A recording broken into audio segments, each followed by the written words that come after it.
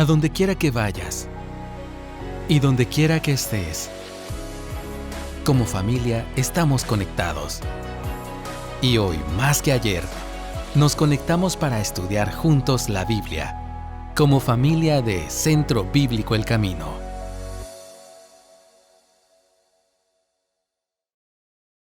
Nunca pensé que este día llegaría. El día en que desde este púlpito se predicara en mangas de camisa, sin saco y corbata, pero en mis sueños más descabellados, y ahora casi todo en mí es descabellado, nunca imaginé que iba a predicar con jeans y lo peor de todo, con la camisa de fuera. Pero que todo sea por amor a los millennials y a la nueva generación, que es así como creo que se pueden identificar mejor con nosotros los viejos, o nosotros los viejos nos podemos identificar mejor con ellos. A ver, completen la frase en alta voz, Toldo y acá arriba y los que están en casa. Si Dios es por nosotros, se la saben bien, ¿verdad? A ver si se saben esta. Dios y yo somos... esa no, ¿verdad? No se la saben mucho. ¿Cómo termina esa frase? Dios y yo somos... Y esas son las maneras en las cuales expresamos un poquito el lema de esta nueva serie de predicaciones. Si Dios está contigo, vamos a ver la providencia de Dios en la vida de una persona que es José. Esta es la nueva serie en torno a la vida de José. Y saben, no es una historia de milagros o hechos sobrenaturales como las historias de Moisés, Elías y otros personajes bíblicos. Es una historia de personas y familias normales. Tenemos una tendencia, por alguna razón, cuando leemos nuestras Biblias, de tener esta visión idealista y romántica de los personajes bíblicos. Los hemos convertido casi en caracteres mitológicos. Y en realidad nos olvidamos que son seres de carne y hueso, imperfectos, con debilidades y defectos, personalidades peculiares, relaciones interpersonales complejas. Pero es precisamente su humanidad lo que abre el espacio para que se manifieste la gracia y el poder de Dios. Nuestra vida, mis hermanos, no es nuestra historia, es la historia de Dios. Somos parte de una narrativa mayor que Él escribe y que Él está llevando a un final con propósito. Las historias del Antiguo Testamento no son solo material para escuela dominical de niños o libros de historietas que usamos con nuestros hijos. Contienen valiosas lecciones y principios, pero sobre todo contienen la semilla del mensaje del Evangelio. Los infortunios y hechos increíbles que caracterizan la vida de José cuentan una historia de salvación. Nos muestra cómo Dios desde tiempos remotos todo lo que necesita es a una persona, hombre o mujer. En este caso, un hombre íntegro, obediente, dispuesto a ser usado como instrumento y medio de salvación para muchos. Esta que hemos leído, mis hermanos, es la historia de una familia complicada, tal como se narra en el libro de Génesis. Empieza desde las relaciones disfuncionales que se dan desde Abraham e Isaac, abuelo y padre de Jacob, o Israel, como también Dios cambió su nombre. ¿Recuerdan ustedes las situaciones que se dieron con Abraham, el hijo de la promesa, y cómo él quiso adelantar un poquito el cumplimiento de esa promesa por un medio que no era el que había sido ordenado por Dios? Y ahí se dio una situación con su esposa Sara y la madre de Ismael. Lo mismo podemos decir de la familia de Isaac y esos celos que hubo entre estos hermanos gemelos, Esaú y Jacob, y el distanciamiento que ocurrió a raíz de una bendición cruzada que se dio allí. Jacob vivió en carne propia entonces con su hermano Esaú, lo que era una complicada relación entre hermanos, producto en parte del favoritismo de su madre Rebeca. Hay razones por las que los padres dan más atención y favorecen a determinados hijos. Se dice en el pasaje que leímos que Jacob lo hizo con José porque había sido el hijo de su vejez. Esto es parcialmente correcto, pero no es toda la historia. Es posible que haya sido también por otras razones.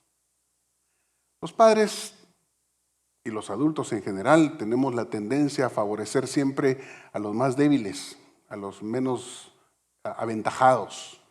Y esto Jacob lo vivió porque su madre Rebeca lo favoreció a él por encima de su hermano Esaú para recibir la bendición de su padre. Y él hizo lo mismo con José. Pero de acuerdo al perfil de conducta y personalidad que encontramos en José, es probable que él haya sido un hijo con rasgos de lo que hoy se conoce como el TDAH, trastorno del déficit de atención e hiperactividad, o incluso esto que se conoce también como el síndrome de Asperger, condiciones neurológicas similares y que son parte del espectro autista. ¿Por qué estoy diciendo esto? Lo van a ver en un momento, ténganme paciencia. En un amplio estudio sobre la incidencia del trastorno del déficit de atención, hecho en el 2015, se estimó que el 7.2% de la población mundial presenta esta condición. Tiene una prevalencia mayor en los hombres que en las mujeres. Y el síndrome de Asperger, que es también parte del espectro autista, afecta al menos al 0.5% de la población mundial. Eso significa que usted muy probablemente conoce a alguien que padece o que ha sido identificado como alguien que manifiesta estas cosas. El multimillonario, el hombre más rico del mundo, Elon Musk, él declaró el año pasado en la prensa de que él era alguien que padecía el síndrome de Asperger. Y entonces podemos ver que este es un trastorno neurobiológico que no deshabilita a una persona para funcionar, pero que le hace mucho más difícil algunas de estas, especialmente las interacciones sociales. Las personas que tienen Asperger desean la aceptación social, pero les cuesta mantener estas relaciones interpersonales. Este síndrome también afecta la comunicación verbal, no verbal y la capacidad de entender ciertos matices sutiles del lenguaje, como el sarcasmo. Sin embargo, estas personas tienen un lenguaje fluido y una buena capacidad intelectual e incluso superior a la media de la población. Y en cuanto a las relaciones, las personas que tienen este síndrome de Asperger, les es complicado reconocer y comprender las reglas sociales no escritas, por lo que a veces pueden comportarse de manera inadecuada sin darse cuenta. Del mismo modo, a pesar de querer interactuar con los demás, muchas veces no están seguros cómo hacerlo. Para estas personas es complicado interactuar, por ejemplo, con un grupo con muchas personas a la vez, por lo que en ocasiones pueden dar la sensación de que no se quieren integrar y que son personas que prefieren la soledad y estar por su lado, que no se quieren integrar. Ahora, no hay manera de demostrar que este era el caso de José, pero las conductas que se observan en él apuntan en esa dirección, especialmente en su edad joven y aún luego, siendo adulto. ¿Por qué me atrevo a mencionar esta posibilidad? Aunque mis hermanos psicólogos acá podrán tener una mejor percepción de esto. Porque de alguna manera, mis hermanos, el trastorno del déficit de atención e hiperactividad, el Asperger, está presente en mi propia familia. La persona que ustedes ven frente a ustedes, soy alguien que tiene este TDAH desde mi temprana juventud. Y también en nuestra familia, nuestro hijo fue diagnosticado de esa manera. Y casi en cada una de las unidades familiares, especialmente por el lado de mi esposa Sheni, tenemos a uno de los hijos que presentan esta condición. Y por ello es que entonces me atrevo a especular, si usted quiere, de que este podría ser el caso de José. Y vamos a ver alguna evidencia en un momento. Así que sea por su condición de hijo menor o el penúltimo de sus hermanos, lo cual sabemos que hubo uno después de él que se llamó Benjamín, o porque era uno de los hijos de Raquel, que fue la esposa, que fue el primer amor de Jacob y por quien él tenía también un particular sesgo por la esterilidad que tuvo en contraste con su hermana Lea. Lo cierto es que José era el consentido de la familia. Y esto se evidencia por ese regalo especial que su papá le da, esa túnica de colores. El equivalente hoy sería si un papá le da a un hijo un PlayStation y a los otros les da solamente una pelota de plástica o una cuerda de saltar, algo por el estilo. Entonces esto hace a José particularmente odioso con sus hermanos. La primera palabra que caracteriza la relación de José y sus hermanos es odio. En los versículos 4 y 5 de este capítulo 37 vimos que esa es la forma en la que describe el sentimiento negativo que sus hermanos tienen hacia José. Una característica de este perfil TDAH o Asperger es que somos personas, y ahora me estoy incluyendo, que por naturaleza no tenemos mucho filtro para hablar. Decimos las cosas tal cual son. Decimos lo que pensamos, nos parece lo más natural porque estamos diciendo algo que es verdad, que nos parece que es la verdad, es una realidad para nosotros, sin importar si con eso estamos ofendiendo la sensibilidad de otras personas. Y créanme, eso me ha causado muchos problemas a lo largo de mi vida. José, que al principio compartía la responsabilidad del cuidado de los animales con sus hermanos, comentaba cosas de ellos con su papá que empezó a afectar su relación. Esto trajo como consecuencia un trato hostil de parte de ellos hacia él, especialmente como consecuencia de ese favoritismo de Jacob. Pero la gota que rebalsó el vaso fue este tema de los sueños. Cuando José viene y se atreve a contar estos sueños, otra vez sin mucho filtro, él simplemente está contando algo que soñó. Pero tienen un simbolismo y un significado obvio que resulta altamente ofensivo para sus hermanos. Están estas gavillas, ¿verdad?, de trigo que se inclinan hacia él. Pero luego, un segundo sueño que tiene que ver con los astros del cielo, con las estrellas, con el sol y la luna, que obviamente representan al padre y la madre, lo identifica a él como el objeto de la veneración de toda su familia. Imagínense ese insulto. Ahora, nosotros que conocemos la historia completa sabemos que estos sueños terminaron cumpliéndose cuando él más adelante está como virrey de Egipto y su familia llega y le rinde toda esta pleitesía. Pero como un joven inmaduro y probablemente con una condición especial, José simplemente comparte lo que ha soñado, lo que hay en su mente. El resultado de contar estos sueños, de acuerdo a lo que dice el versículo 8 de Génesis 37, es que sus padres, sus hermanos, lo odiaron aún más por causa de sus sueños y sus palabras. Esta característica de decir las cosas sin mucho filtro la encontramos también más adelante en el capítulo 40 de Génesis, cuando José le interpreta los sueños a sus compañeros de la cárcel. ¿Se acuerdan? El copero y el panadero, que también tienen sueños y él se los interpreta. Uno, un sueño con un final feliz, el copero. José le dice: mira, esta es la interpretación, los 3 sarmientos, los 3 ramos de uvas son 3 días, en 3 días el faraón levantará su cabeza, le restaurará su puesto y usted pondrá la copa de faraón en su mano. Pero con el panadero, que tuvo otro sueño parecido, con 3 cestas de pan, que venían unos pájaros a comérselos de su cabeza, viene José y le dice, así, sin anestesia, sin filtro. Entonces José respondió, Génesis 40, 18, esta es su interpretación. Las 3 cestas son 3 días, dentro de 3 días, Faraón le quitará la cabeza, le colgará en un árbol y las aves comerán la carne de su cuerpo. Imagínense ustedes.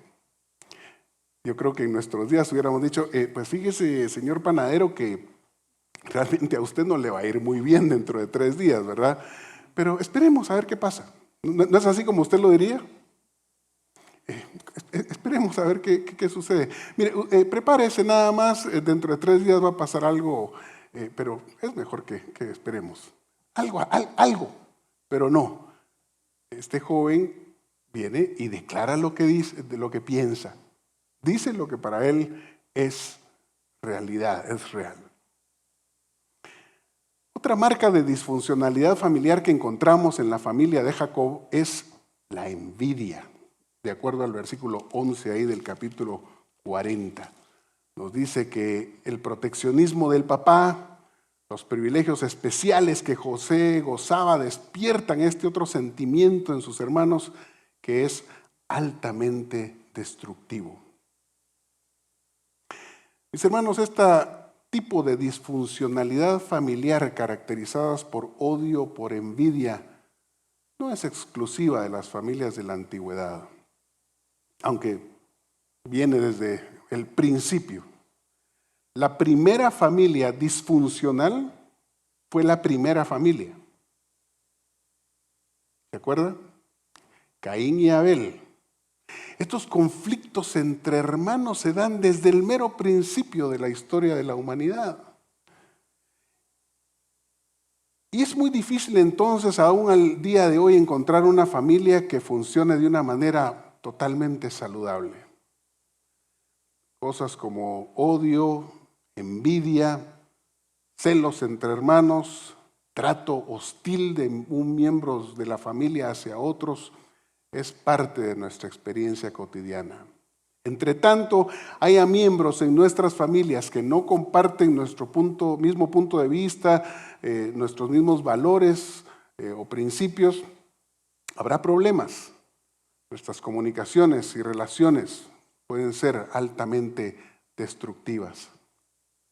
Todos tenemos parientes cercanos o lejanos con quienes tenemos algún tipo de mala relación.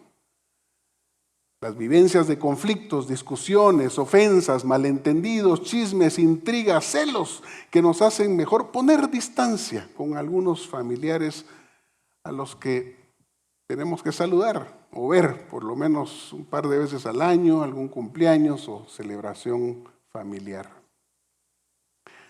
Hay diferentes maneras en las que se busca, especialmente de parte de los padres, resolver estas cosas que se dan entre hermanos o entre familiares.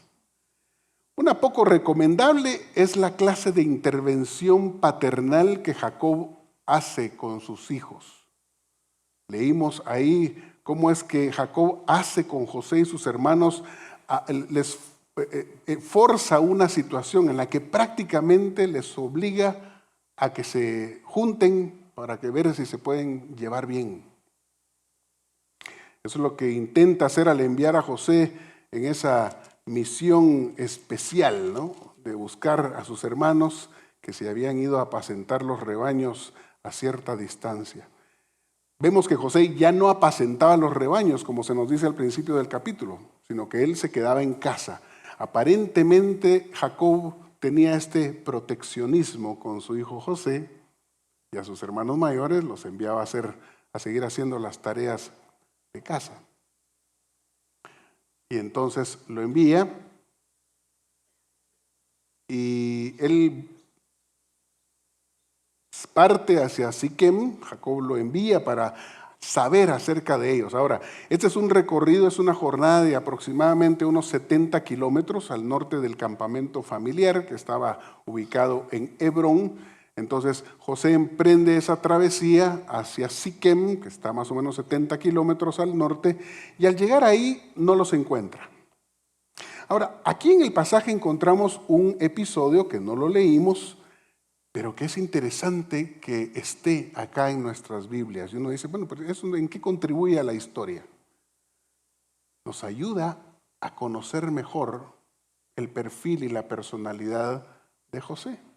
Dice que cuando José llegó a Siquem y no encontró a sus hermanos, como típico hombre que no pide direcciones, ¿verdad? Es la diferencia entre hombres y mujeres. Dice que cuando vamos manejando en el carro y nos perdemos y empezamos a dar vueltas sin saber, la esposa siempre insiste y dice, pregunta, pide direcciones, pide algo. No, yo puedo acá.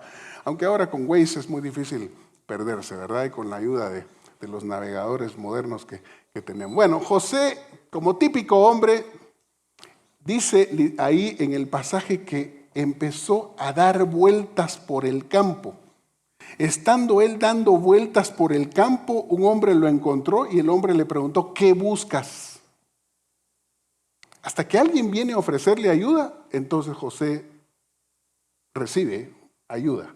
Busco a mis hermanos, respondió José, le ruego que me informe dónde están apacentando el rebaño. Y el hombre le dice, mira, se han ido de aquí, están en Dotán. Dotán está aproximadamente 25 kilómetros más al norte de Siquem. ¿Qué nos evidencia eso? Ese rasgo de José de esforzarse por seguir buscando por sí mismo una cosa, que evidencia un carácter poco consciente de su entorno, otra característica de los que tenemos el TDA o TDAH o Asperger, y es importante notar que hay una intención para haber dejado ese episodio acá. Que uno dice, bueno, al final de cuentas encontró a sus hermanos, porque el escritor de Génesis no dijo solamente que los había tenido que buscar un poco más y encontrarlos. Cuando llega el momento en que José encuentra a sus hermanos, muchas de las cosas que habían caracterizado por este odio, esta envidia, desembocan en venganza. Dice Proverbios 18, 19, que el hermano ofendido es más tenaz que una ciudad fuerte. Las contiendas de los hermanos son como cerrojos de alcázar. Lo sé porque también me ha tocado experimentarlo en mi propia familia. Entre mi papá y mi tío, dos únicos hermanos, se dio una situación en mi familia en donde ellos dos estuvieron apartados por muchos años. Mi tío consideraba que tenía una oportunidad increíble de un tremendo negocio, le ofrece a mi papá que haga alguna inversión en ese negocio, en esa inversión. La inversión, como muchas veces ha sucedido aquí en Guatemala, sale mal y entonces mi papá pierde mucho dinero, se enemista con mi tío y pasan más de 10 años sin hablarse. Esas cosas suelen suceder en nuestras familias. Gente que rompe toda comunicación, toda relación y frecuentemente por problemas de dinero. A Dios gracias, esta discordia familiar no terminó en sangrienta vendetta como la que vamos a leer en un momento, sino en reconciliación y paz. Dios usó diferentes circunstancias para que finalmente mi familia pudiera reconciliarse y que ellos dos pudieran volver a encontrarse. Pero con José la historia es diferente. En ausencia del padre, a más de 100 kilómetros de distancia, los hermanos de José ven la oportunidad ideal para hacer justicia por su propia mano, vengarse de su hermano. Y saben, aquí hay otra de las cosas de José que me siguen confirmando ese perfil que les he compartido. Y es su poca sensibilidad para seleccionar su indumentaria para presentarse con sus hermanos. ¿Qué decide ponerse el día que él llega con sus hermanos? Probablemente si había salido en un viaje de más de 100 kilómetros o de lo que sea, pues llevaba más de una ropa, ¿no? No, él decide ponerse ¿qué cosa? La túnica de colores. Esa túnica multicolor que tanto irritaba a sus hermanos, esa es la que él decide ponerse ese día. Y a ellos simplemente al verlo les recuerda ese trato falto de equidad que el Padre tiene hacia ellos. La primera opción en el complot de esta venganza largamente esperada es matar a José, pero Rubén, el hermano mayor, evita que sea pasado a espada, les convence de echarlo solo en una cisterna, en un pozo, en lugar de ser acuchillado, y los libra de cometer un flagrante fratricidio, un asesinato. Y bueno, el Señor, desde ahí se evidencia lo que estamos afirmando, que Dios estaba con José. Aunque no lo menciona el pasaje todavía, es una frase que vamos a encontrar más adelante en la vida de José. Aquí podemos ver ya la primera muestra de que Dios tenía algo con José. Dios estaba guardándole con un propósito determinado. La túnica de colores de la que José es despojado antes de ser arrojado a ese pozo en el desierto y ser vendido como esclavo, les proveyó la coartada perfecta a sus hermanos para explicar la misteriosa desaparición de José. Probablemente les da un placer muy grande a estos resentidos hermanos, ¿verdad? Echarle la sangre y manchar esa túnica tan odiada con uno de sangre de los animales del rebaño, y para hacerle creer a su anciano padre que José ha sido víctima de las fieras del camino. Ellos saben que sus acciones causarán un profundo dolor a su padre, como lo vemos también en el pasaje que no alcanzamos a leer, que al volver entonces su padre experimenta un duelo profundo. La pérdida de un hijo es el dolor más grande que un padre puede experimentar. Pero sabiendo eso, para ellos es más importante saciar su sed de venganza. Las acciones movidas por el odio, la envidia y la venganza en una familia disfuncional vienen acompañadas usualmente de esto que vemos acá: mentira y engaño. Es abrir un hoyo para tapar otro. Y entonces aquí encontramos esta familia totalmente disfuncional, en donde este conflicto entre hermanos causa un dolor profundo al padre. Y quizá después de la pérdida física de un hijo, los padres sufrimos muchísimo cuando los hijos están peleándose, aunque sean chiquitos, pero peor aún, de grandes. Estos conflictos entre hermanos se suelen dar. Los hijos de Jacob no dudan en infligir este daño emocional a su padre con tal de satisfacer su odio, su envidia, su sed de venganza. Y a mí me parece increíble que Dios haya escogido a estos hombres para ser los patriarcas de las futuras 12 tribus de Israel. Pero así es la providencia y la gracia de Dios.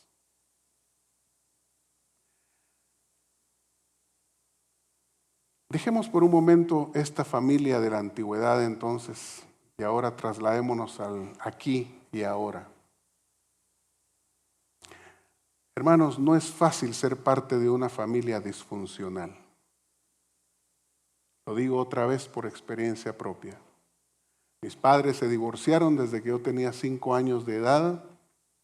A diferencia de lo que se acostumbra en Guatemala, de acuerdo a la legislación que favorece a la madre, yo me quedé viviendo con mi padre y fui criado por mi abuela paterna y no tuve mayor relación con mi mamá, siendo un pequeño niño.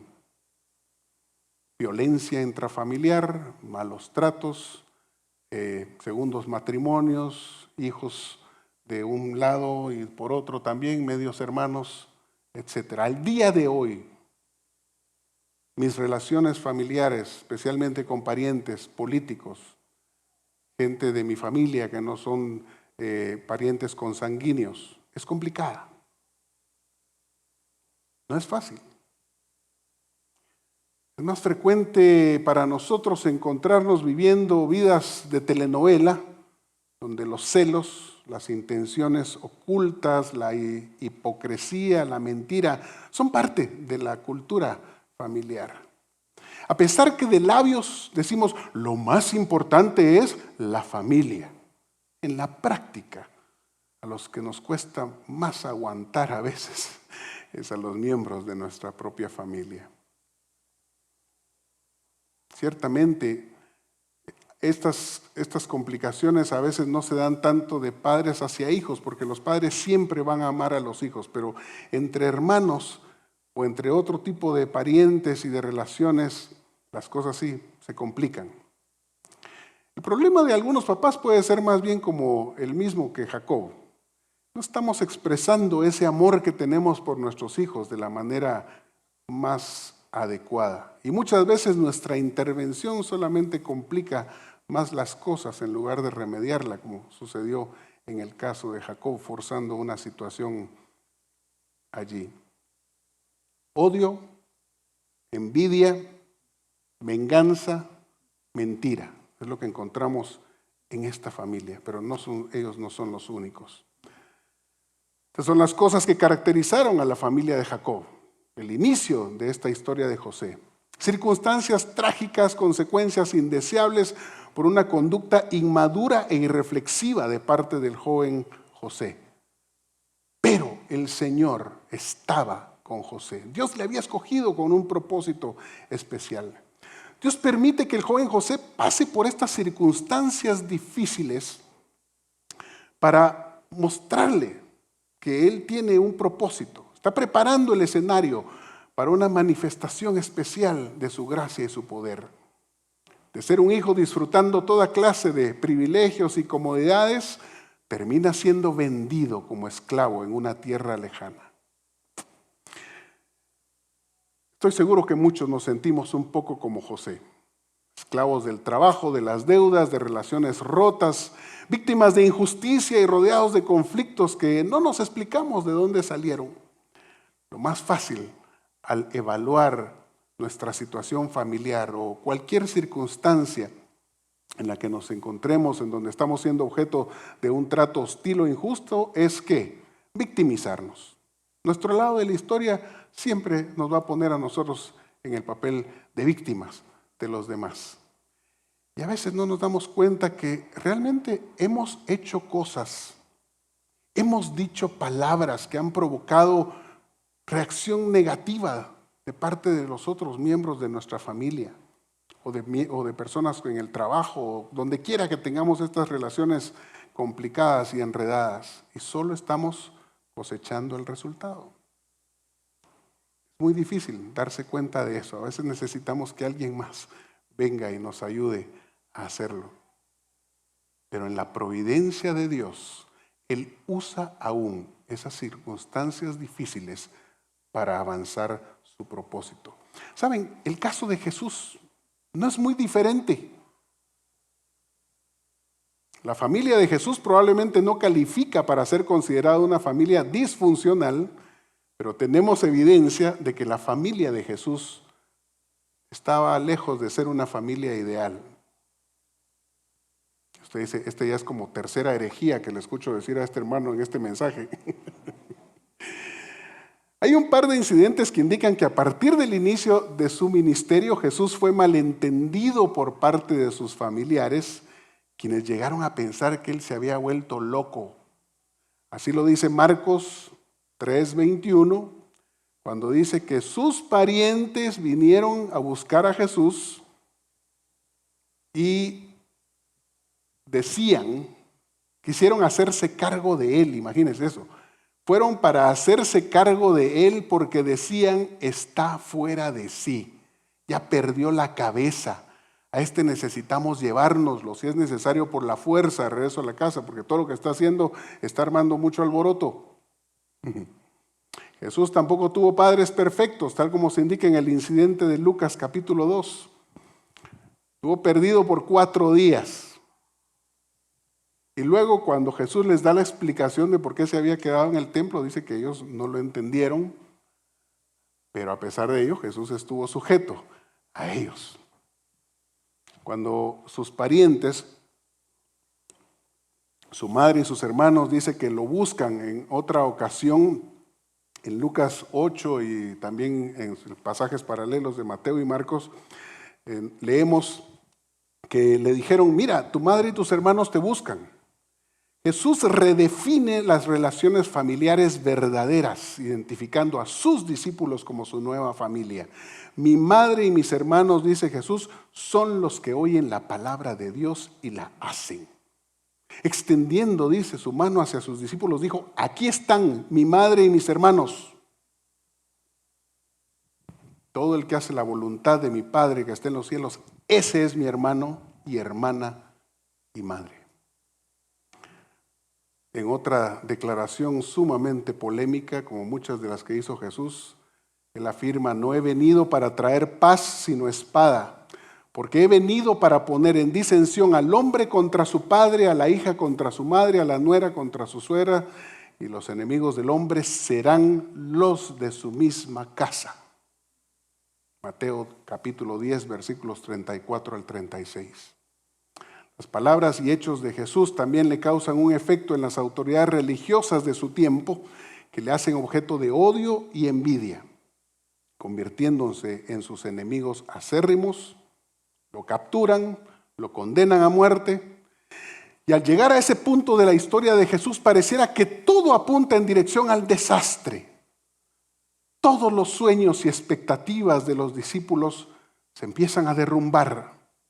El Mesías, el Cristo, está colgado en una cruz. La cruz es la tragedia más grande que puede estar sucediendo en ese momento. Para su madre María, que llora inconsolable al pie de la cruz, el dolor es indescriptible. Es fácil pensar para todos que todo ha terminado, que ese es el triste final de la fugaz aventura de 3 años de ilusión. Pasadas las 3 de la tarde, el cuerpo sin vida del maestro es descolgado de la cruz y luego Jesús yace inerte en un tenebroso sepulcro. Un día, 2 días. Para nosotros es fácil contarlo, porque conocemos el final de la historia y lo que sucede al tercer día. Es fácil también pasar deprisa esta parte dramática en la vida de José, porque conocemos el resto de la historia, porque sabemos que la historia de salvación apenas comienza, tanto para los seguidores de Jesús como para la familia de José. Lo mejor está por venir. Si algo aprendemos de la historia bíblica de José y de Jesús, es que la tragedia presente no define tu futuro. ¿Lo escuchaste bien? Tu tragedia presente actual no define tu futuro. Si Dios está contigo, como estuvo con José, el sufrimiento presente es solamente temporal. Las circunstancias presentes, por muy adversas y dramáticas que sean, no determinan el final de una historia que Dios sigue escribiendo. Así que aunque tu familia sea crónicamente disfuncional, hay esperanza. Aunque todo luzca perdido y oscuro, mi hermano, mi hermana, hay esperanza. Aunque la circunstancia presente parece ser un callejón sin salida, si Dios está contigo, hay esperanza. Aunque te rodeen los enemigos, incluyendo probablemente gente de tu propia familia, de tu propia sangre, que te desean toda clase de mal, si Dios está contigo como lo estuvo con José, hay esperanza. Yo quiero invitarles en esta hora y pido a los músicos que por favor me acompañen en este momento. Si tú estás pasando por una situación complicada en tu familia, si tu familia está evidenciando alguna de estas cosas que evidencian disfuncionalidades, relaciones rotas, asuntos no resueltos. Si te has dejado de hablar con algún pariente, con alguien lejano, este es el momento en el cual es importante presentarnos delante del Señor y despedir al Señor. Señor, te necesito en mi vida. Necesito el poder de esa sangre de Jesús derramada en la cruz, en lo que parecía una tragedia, pero que se transformó en la mayor victoria de la que conocemos. Pongámonos de pie por un momento y oremos al Señor.